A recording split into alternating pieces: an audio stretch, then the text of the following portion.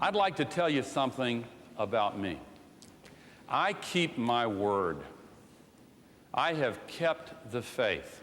When I put my hand on the Bible, I will swear to not only uphold the laws of the land, but I will also swear to uphold the honor and the dignity, the office to which I have been elected, so help me God. People are constantly bombarded with messages designed to capture their attention, shape their attitudes, influence their purchases, and sway their votes for political candidates and issues. Through television, magazines, newspapers, the internet, telemarketing, billboards, and personal contact, everyone is a target for persuasion and influence. To say they can't be fair is absolutely outrageous. Social psychologists have studied the many variables related to effective persuasion. A leading researcher on persuasion is Dr. Richard Petty. He and his colleague John Cacioppo identified two routes to persuasion, central and peripheral. The central and peripheral routes to persuasion idea really came out of understanding why some attitudes last over time and why some attitudes don't. I think we've all had the experience of talking to someone and you think you've convinced them, and then a week later they have the same attitude they had before. Or in many applied domains, that a person makes up their mind to do something and then there's a relapse. So the idea of, well, how can we understand when persuasion lasts and doesn't, led to the idea that the processes must be different. There must be some kinds of processes that produce long-lasting change and other kinds of processes that produced more simplistic change.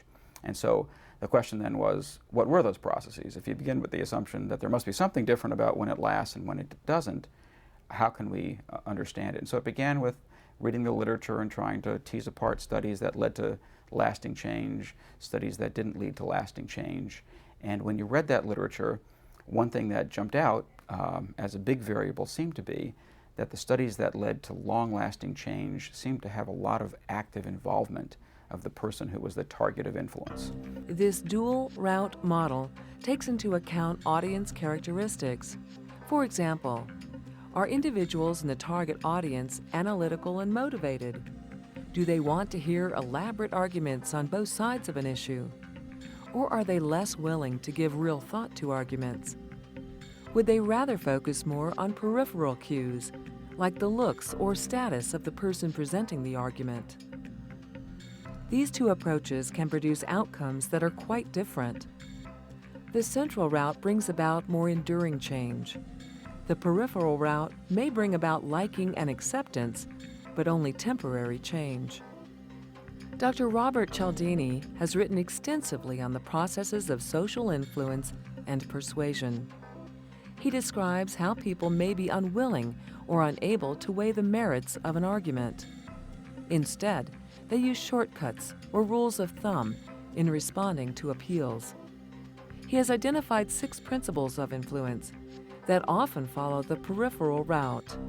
They are reciprocation, a feeling of obligation to repay a favor or a gift. Liking, people have a positive reaction to those they like. Consistency, past actions direct future action. Social validation, if everyone is doing it, why shouldn't I? Authority, people often respond positively to models of authority. Scarcity, items or opportunities seem more desirable if they seem to be less available. Some of the principles of influence that I uncovered in this program of research I was describing can fit in either the peripheral or the central route, but I think all of them could be categorized as peripheral tactics, that is, tactics that spur people to say yes to a request no matter what the merits of the argument are.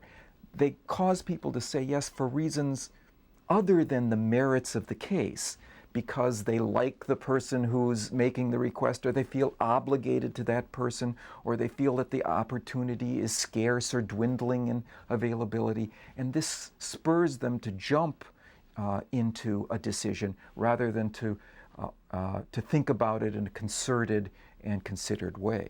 Well, reciprocation is a very fundamental principle that we live by That is, I am obligated to give back to you the form of behavior that you first give to me. If you invite me to a party, I should invite you to one of yours. If you remember my birthday with a gift, I should remember yours with a gift. And if you do me a favor, I owe you a favor. And in the context of obligation, people say yes. They simply say yes to those whom they owe. And various compliance professionals will use this strategy to get us to say yes to their requests that we otherwise would not have complied with. A classic example, solicitors from various organizations, the Hare Krishnas, they'll come up and they'll give you something. Sometimes it's a book, sometimes it's the Back to Godhead magazine of the society. In the most cost-effective version, they give you a flower, foisted in your hand, and they won't take it back. I saw a remarkable demonstration of the power of the rule for reciprocity. People who didn't ask for this flower, who didn't want the flower, still felt trapped by having received it when the solicitor said, "That's our gift to you. Would you like to give a few dollars for the good works of the society?" And people felt obligated, not all of them, of course, but many reached into a pocket or a purse, gave a couple of dollars, and then felt free to walk away because now they had met the obligation. Dr. Elliot Aronson's work shows how the high motivation and thought that characterize central route persuasion produce behavioral change. He has studied the use of self-persuasion. In self-persuasion, instead of trying to convince someone directly, what we do is we put a person in a situation where he becomes motivated to persuade himself that a particular thing is right or true or good for him. We did this experiment where we got people right after they worked out at the gym when they were headed for the shower. And we presented them with this poster, and we asked them if they would mind signing the poster. The poster said, "Conserve water, take short showers. If I can do it, so can you." And then there were these like balloon-like things, these discs on the poster. And we got them to print their name in big letters on this disc, which was a poster that we were going to put up in the locker room of the field house. And immediately afterwards, with some people, we asked them, by the way, how long a shower do you usually take? We got them to think about that, and that was confronting them with the fact that they just said, take short showers, if I can do it, so can you, and in reality, they're taking long showers. There's the dissonance, there's the hypocrisy. So what we predicted was in that group, as opposed to a control group that simply signed the poster but weren't confronted with their own hypocrisy, that the hypocrisy group would take a shorter shower. In that situation, we could get direct behavior, because we had a stooge who, as soon as she saw the young woman signing the poster, but before she knew whether she was in the hypocrisy condition or not, this woman went into the shower room with a waterproof stopwatch, and then when the subject came wandering into the shower room and started to take a shower, she simply timed it. And we found that people in the hypocrisy condition took extremely short showers, an average of 3.5 minutes, which is extraordinarily short for a college student, 1/3 the time that the people who signed the petition but weren't confronted with the hypocrisy. So why should you conserve? Because I think it's the right thing to do. So how should you vote on this particular issue? Well, I'm going to give you both sides of the argument, and then you must decide.